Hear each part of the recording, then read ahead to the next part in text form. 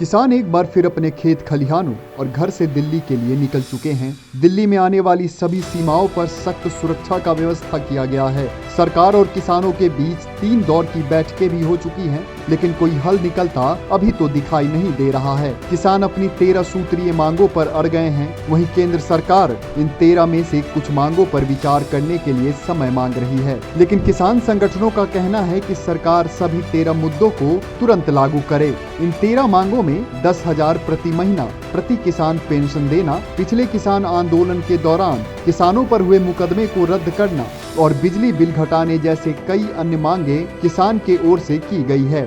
लेकिन जो सबसे अहम और लंबे समय से किसानों के द्वारा मांग किया जा रहा है वो है MSP यानी मिनिमम सपोर्ट प्राइस। आसान शब्दों में कहें तो फसल के लिए एक मूल्य तय करना, यानी फसल को MSP के नीचे नहीं खरीदा जाए। हालांकि इन मांग में कई टेक्निकल पेच है, जिसकी चर्चा हम इस वीडियो में करेंगे। 60 के दशक से ही किसानों को MSP देने की मांग शुरू हो गई थी। अलग अलग सरकारों ने MSP देने का वादा भी किया, लेकिन यह कभी जमीनी हकीकत नहीं बन पाई। 2006 में स्वामीनाथन कमेटी में यह कहा गया कि अगर किसानों की स्थिति को सुधारना है तो उन्हें फसल का MSP देना चाहिए। MSP के दायरे में 23 फसलों को रखा गया है। इसमें अनाज की 7, दलहन की 5, तिलहन की 7 और 4 कमर्शियल फसलें शामिल हैं। इनमें धान, गेहूं, मक्का, बाजरा, चना, मसूर, मूंग, सरसों, सोयाबीन, जूट, कपास, सूरजमुखी, गन्ना जैसी शामिल फसलें हैं।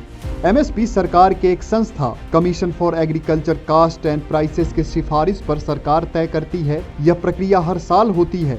कई किसान ऐसे हैं जो फसलों में मिलने वाली MSP को देखकर फसल लगाते हैं। फसल तैयार हो जाने के बाद सरकार अलग अलग एजेंसियों के माध्यम से MSP पर अनाज खरीदती है और इस अनाज को गोदामों में जमा कर लिया जाता है। इसके बाद मांग के अनुसार देश या विदेशों में भेजा जाता है। लेकिन यहाँ एक सवाल यह उठता है कि अगर हर साल सरकार MSP तय कर देती है तो अब किसान क्यों MSP की मांग कर रहे हैं? तो MSP तय करते वक्त इस बात का ध्यान रखा जाता है कि किसानों को उनकी लागत का कम से कम 50% मुनाफा हो जाए, लेकिन असल में ऐसा नहीं होता है। कई बार किसानों को मजबूरीवश MSP से कम कीमत पर फसल बेचनी पड़ती है, क्योंकि MSP सिर्फ एक पॉलिसी है, कानून नहीं। ऐसे में किसान अदालत में जाकर अपना हक भी नहीं मांग सकते। इन 23 फसलों में सिर्फ गन्ने पर सही रूप से MSP मिल पाता है। इसलिए किसान चाहते हैं कि सरकार MSP पर एक कानून बनाए ताकि उन्हें गारंटी मिल जाए। अगर कोई MSP से कम में खरीदारी करता है तो उसे अपराध माना जाए। अब एक अहम सवाल यह है कि सरकार आखिर इससे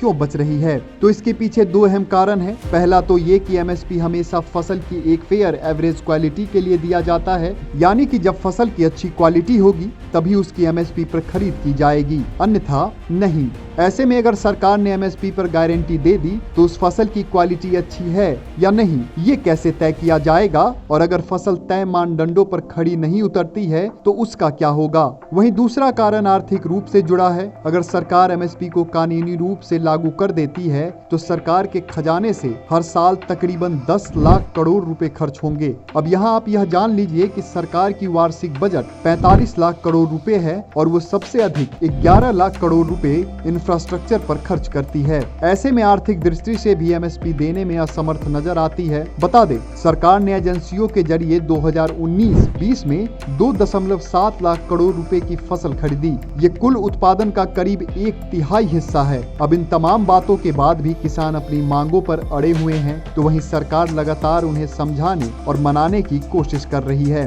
देखना यह होगा कि सरकार और किसान इसका क्या समाधान निकालते हैं।